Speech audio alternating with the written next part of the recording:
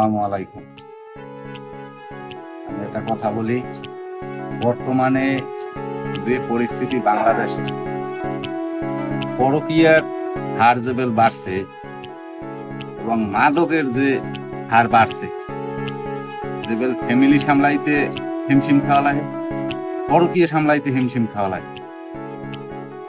আগে তো সেরাগো, বিয়ে তো বেডিরে ধরে, আর বিয়ে তো বেডিরে আগে তো সেরাগো ধরে। কারণ কি?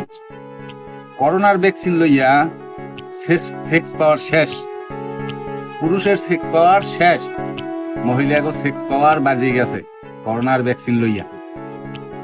এখন এই তারেক জিয়ার আমি বলি, এই আইন পাস এমার্জেন্সি দরকার।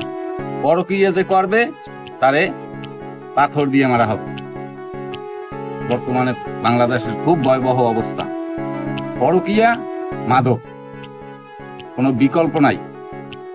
প্রতিটা ফ্যামিলিতে মা নির্যাতিত ছেলের কাছে, বাবা ছেলের কাছে নির্যাতিত। 5 মাস যাই প্রবাসীতে বাড়িতে রয়েছি, রাস্তায় নামা যায় না মাদকের জন্য।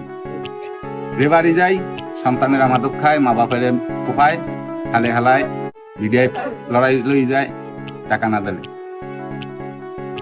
একটা জিনিস কিনতে লাগে 600 টাকা, একটা বদলার দাম 500 টাকা। খাইবো কি দিয়ে কিনে খাইবো কাও? এর আসমুদ্র থায় না খোপের, এর কৈতর খায় না, এর ছাগল খায় না, এর গরু খায় না, এর পাতিল খায় না, এর রড খায় না, এর তার খায় না। কারণ এর দৈনিক 100 টাকার মাল লাগে, 500 টাকার মাল লাগে। পাইবে কই? বাপে কামাই করে, মায়ে কামাই করে, কি দিয়ে খাওয়াইবে? আমি অতি শিগগিরই তারেক জিয়ারে বলি, দ্রুত আইন পেশ করাও, নাহলে বাংলাদেশ শেষ। আমার সোনার বাংলাদেশ শেষ।